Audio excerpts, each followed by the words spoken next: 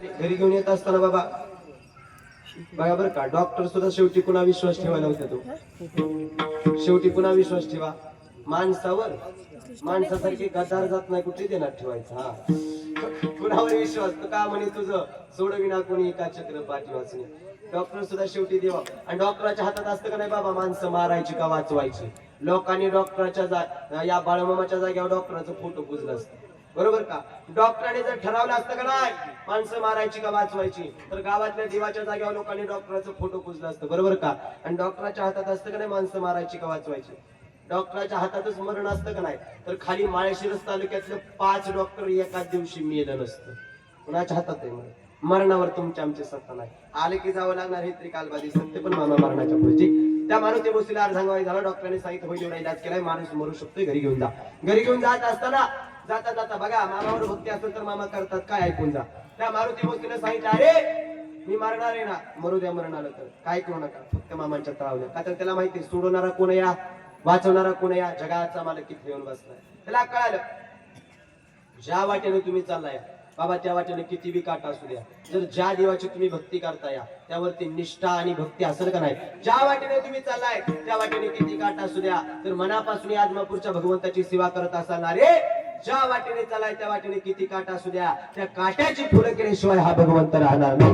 एवढं मोठं सामर्थ्य याचं, एवढं मोठं सामर्थ्य आदमापूरच्या भगवंताचं आहे. म्हणून त्यांची निष्ठा होती. सांगितलं रे जर मरत असाल तर मला मामांच्या तळावर आल्या जन्मी हो गयावा, एक शब्द करावा. आल्या जन्मी हो गयावा, एक शब्द करावा. माझं मरण ये गावी मला बाळू बाबा गावा, माझं मरण ये गावी मला बाळू बाबा गावा.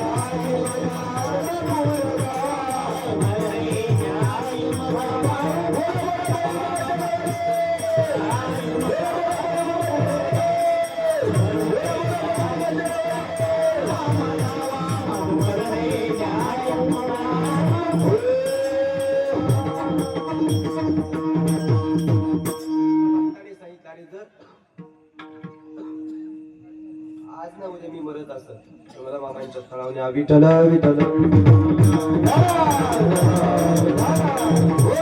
तळाव आणण्यात आलं. आणि तळाव आणल्यानंतर बाबा त्यांना अर्धांगवाई झालाय, चालते ना बोलते ना खाते ना पिते. मारुती भोसले नावाचा भक्त या मामांच्या तळाव एका मेंढक्याने उठवावं, एका मेंढक्याने चालावं, एका मेंढक्याने पाणी पाजावं शिकव. पण का झालता अर्धांगवाई? त्याला कारण होतं. मामाला शब्द दिला होता, मामा प्रत्येक 6 महिन्याला का होईना, प्रत्येक महिन्याला होईना, प्रत्येक 3 महिन्याला होईना मी येईल आणि तुमच्या तळावर चाकरी करेन. मामाला दिलेला शब्द पाळला नाही म्हणून बाबा त्याला अर्धांगवायू झाला. म्हणून मी तर जाहीर सांगत असतो, बाळूमामांच्या पुढं कुठला नवस बोलत जाऊ नका. आणि बोललाच तर जरा विचार करून बोला. आणि बोलायची गरजच नाही हो. मी जाहीर सांगतो, हा देव असाया. ह्या बाळूमामाच्या दरबारात आज तुम्ही आलाय ना, मामाला सांगू नका तुमचं दुःख किती मोठं आहे, तुमच्या अडचणी किती मोठ्या आहे. अरे दुःख कोणाच्या वाट्याला नाही, ज्या वाटेने चालाय त्या वाटेने बाबा भरपूर दुःख या. माणसाचं जीवन मध्ये रस्त्यासारखं या, स्पीड ब्रेकर वाकडी तिकडी वळणं खड्ड खुड्ड सगळं असतं या. दुःख आणि आनंद हे सगळ्याच्या वाटेला या. नुसता सगळ्यालाच आनंद मिळाला असता तर दुःख सगळ्याला जर सुखच मिळालं असतं तर दुःखाला किंमत राहिली नसती. सगळीच माणसं जागीरदार झाली असती तर गरीब पुण्या राहायचं. हे जग समान राहावं लागते, पाप आणि पुण्य, त्याशिवाय जग चालत नाही. दुःख सगळ्याच्या वाटेला. पण ऐका, त्या मामांच्या तळावाला आहे. मामाला सांगू नका तुमचं दुःख किती मोठं, अडचणी किती मोठ्या. अरे उलट त्या अडचणीला सांगा माझा आदमापूरचा भगवंत किती मोठ्या उभ्या जन्मात अडचणी